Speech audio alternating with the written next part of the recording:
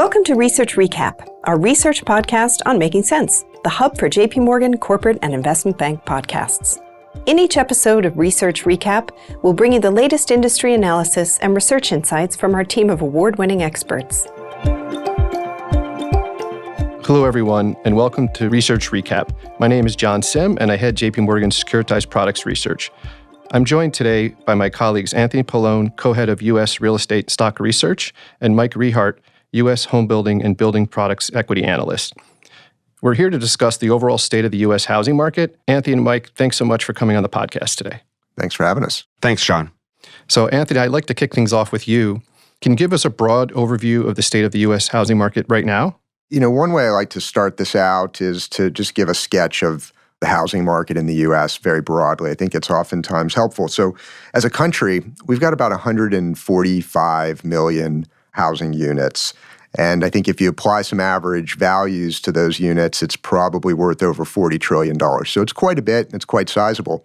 And what's interesting is about 2/3 of the housing in the U.S. is owned by the occupant, or maybe it's even a second home for folks, but it's more or less owner-occupied, while the other 1/3 is for rent housing. And so that sets the stage as to exactly what is in the housing stock in the U.S. What's also interesting is about 2/3 of housing is a detached home, basically a single-family house, whereas the other 1/3 is attached or like a multifamily apartment complex. Now, just because it's a detached house doesn't mean that it's owner-occupied, because some of those are rentals. And just because it's an apartment building, it doesn't mean it's for rent. It could be condos. So those two types of housing, whether it's owner-occupied or rental, whether it's single-family or an apartment complex, they overlap. But that gives you some sketch as to what the stock of U.S. housing looks like. Now, in terms of state of the market, one thing to note is that we think the housing stock is very tight right now. And by that, we mean that the 145 million units are being well utilized. So if we think back, let's say since the global financial crisis in the 2008 timeframe, the U.S. has been producing about 1.2 million new households each year. And if you look at the incremental supply of homes to house these households, that was basically growing at about 1.1 million units per year. So just a little bit less than the incremental demand. But what's interesting is on top of that, we do demolish, maybe because of obsolescence or alternative use, a couple 100,000 housing units each year. And so if you think about it, over the last, call it roughly 15 years, we've been adding about 1.2 million households and producing about 900,000 homes, so about 300,000 short of the demand. And so that has led to a situation today where the market's pretty tight and vacancy rates are pretty low. And so that is how I would kick things off. And maybe I'll turn it over to Mike, because he could talk about his world and maybe what the home builders are doing. Thanks, Tony. When you think about the progression of the housing market in 2023, there has been some amount of stabilization and even recovery, and that's in the face of mortgage rates hovering between 6% and even most recently above 7%. And so the most often question that we receive is essentially how that's possible, where you have affordability at 30-year lows. And I think it really goes back to, Tony, to your point around the tightness of supply. And, you could think about it conceptually that whereas last year when the market was red hot before the rise in interest rates, perhaps there were 5 buyers for every available home. Today, perhaps there's still 2 or 3. In other words, the reduced affordability is likely taken out some percent of qualified buyers, but you're still at a point where the housing market is as strong as it is because supply is so tight. And from a home builder perspective, the publicly traded home builders that we follow, the larger national ones, are filling that void where existing homes for sale today are very hard to be found. You have single-family existing homes for sale below 1 million, whereas prior trough levels were 1.5 million to 2 million. The new construction market, the publicly traded home builders, the large home builders, are filling that void and doing quite well so far this year. I think another driver of the housing market today, and something that we've pointed out in our research late last year, is that historically, in order for housing activity to resume amid a rising rate period, you simply need rates to stabilize. In other words, during a rising rate period, consumers often freeze and stop placing orders, stop buying homes, because of the fact that the monthly payment changes very quickly. To put it more colloquially, the ground kind of just shifts underneath consumers' feet.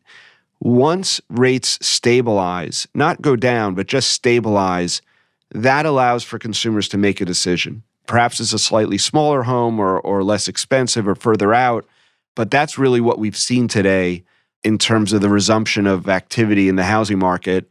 And as long as rates are more or less stable and hold where they are currently, we would think that absent a more negative scenario in the macroeconomy, you could have the current level of activity continue.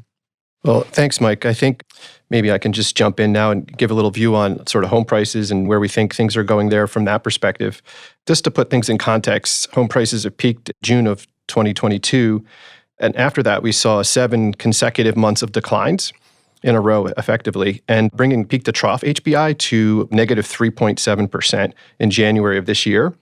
And then we shifted to a series of 4 consecutive months of increases, bringing us to today, really.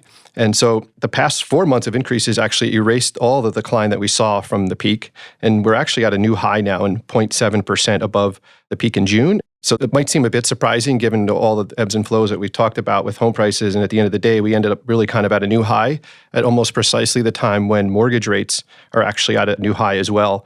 You know, we're at 7%, depending on the index you want to use to track mortgage rates.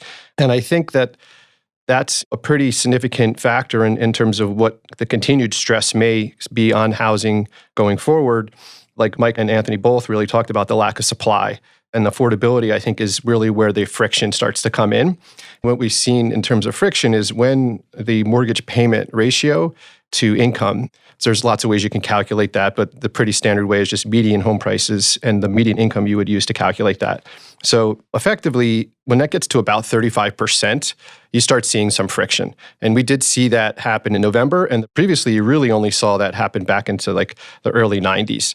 So affordability is effectively the worst it's been in quite some time. And we do think that that's going to put some pressure, but I think marginal because of the lack of supply, because there's borrowers who just aren't really going to try to get out of their low mortgage rate and at least do it voluntarily. So I think what that means is that we just see that affordability pressure put on home prices and we end up flat for 2023. That means we erase most of what we've seen because right now we're about 4.2% year to date. And so we think that you'll see that just get chipped away as if rates stay high. I think one thing to think about too is I know that we just had a pretty good inflation number and everyone's talking about the Fed and what they're doing with rates. Seems like another rate hike is probably in the cards at this point in July. Whether or not we see another one after that is really debatable. But I think what it's really saying is it's possible that we sit here for a while with high mortgage rates, and that's where we continue to see that pressure. But before moving on, just something on the rent and buy dynamic it's worth mentioning. We see that it makes sense to rent more than buy in 99% of the MSAs. In other words, you really should only buy in 1%. So it's a very, very different dynamic when you're talking about buying a property versus renting. And so with that, Anthony, do you think you could maybe talk a little bit about the rental market narrative? Yeah, sure. So along those lines, we've seen this lack of affordability manifest itself pretty clearly in the rental market. And so we have seen renters staying in their units longer. And it's one part of the puzzle that's allowed landlords to continue to push rents higher. And so if we step back, if you think about what the Fed has been doing, trying to bring the CPI and inflation down here over the last year or so, but if you think about a big part of the CPI is housing. And the Fed increasing rates has actually been part of the driver that's actually made housing a bit less affordable, and in turn has allowed landlords to push rents even a bit higher because, again, these residents are staying in place longer and the idea of moving out to buy a home is perhaps a bit more challenging. And so the whole equation's a bit circumspect and interesting here.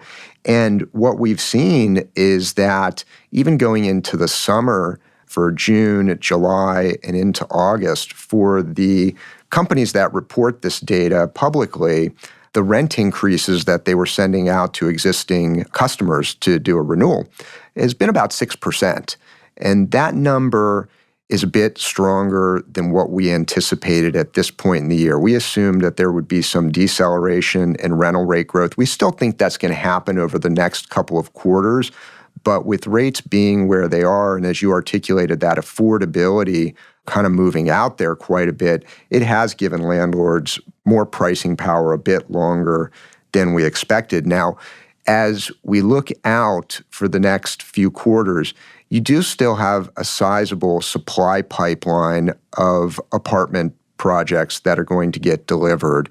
We do think that, and perhaps in combination with an economy that moderates a bit here in the next few quarters, you will start to see that growth in rental rates come down a bit. Again, I think, what we've seen on the rental side has been very consistent with the discussion you just had around affordability. And to add a finer point onto that, income levels have kept pace in many instances. And so again, with the publicly reported data from a number of the companies that provide this, what we've seen is even though rents have moved higher, the income levels have also followed suit. So rent-to-income levels have been running about 20% very consistently now. And again, that's allowed the landlords to keep some pricing power here. I want to kick it over to Mike now.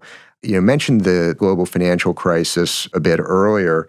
And I guess, with 2008 still somewhat fresh in a lot of folks' minds, any similarities you're seeing in the housing market today or any contrast you would make versus the GFC or what was leading up to that? I think the only similarity perhaps going into the GFC in terms of where we are today is just the strength in home prices overall, absent the more, I guess now you could call it temporary weakness in the back half of last year. But I think, more important is probably some of the dissimilarities that we see. Number one, as we've kind of hit on a couple of times in this podcast, is the tightness in supply. I think that's very, very much of a stark difference.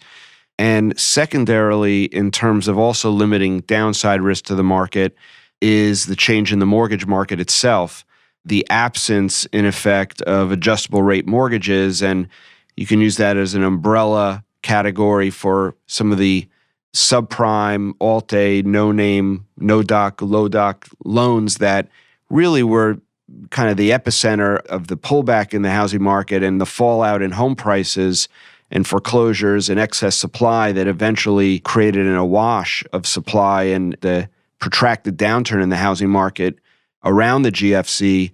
We just don't see that today. And I'm sure it's something that John can hit on as well. But just as a point in contrast, prior to the GFC, adjustable rate mortgages, as again, that broad category, represented roughly 1/3 of the total dollars outstanding of the overall mortgage market. Today, it's under 5%. And so when you think about downside risk, which I would view as the critical differentiator in terms of understanding the current state of market today versus 2008, you have a very tight supply, you have a significantly stronger mortgage market, both of which limit substantial foreclosures to the extent that we go into another economic downturn. And as a result, I think makes the housing market today much stronger structurally. Yeah, thanks, Mike. I think that point about adjustable rate mortgage is very important too. I mean, if you look at what's going on in the UK with basically the cost of living crisis is what they call it, where all their mortgages float. So as the Fed's been raising rates there, it's caused a real problem that we haven't really had here. Before we wrap up, are there any final thoughts that you'd like to share that we didn't get a chance to touch on today, Tony or Mike? What I would wrap up with is two items on my side. One, going back to some of my initial comments, we have a large developed economy that's still adding households. And so I think that creates a very broad housing complex that's pretty healthy.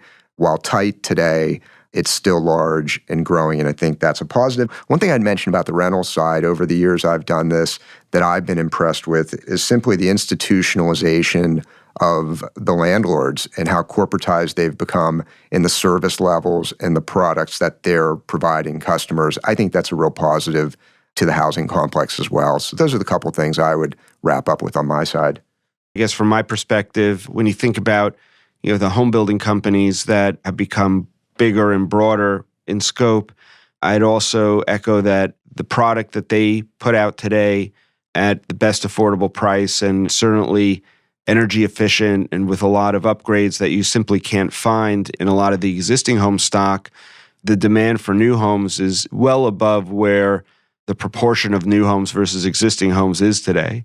While affordability is certainly top of mind in terms of the challenge of home ownership for most consumers, to the extent that people are able to find homes that fit their budget, given the stronger state of the housing market that we see today, we think that it's an investment that should work well over time.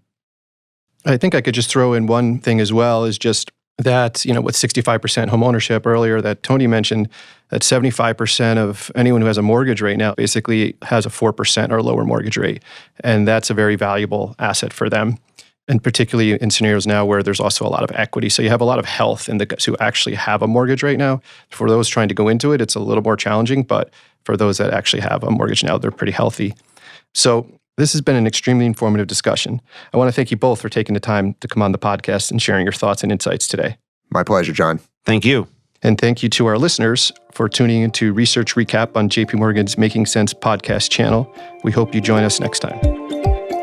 Thanks for listening to Research Recap. If you've enjoyed this conversation, we hope you'll review, rate, and subscribe to JPMorgan's Making Sense to stay on top of the latest industry news and trends. Available on Apple Podcasts, Spotify, Google Podcasts, and YouTube.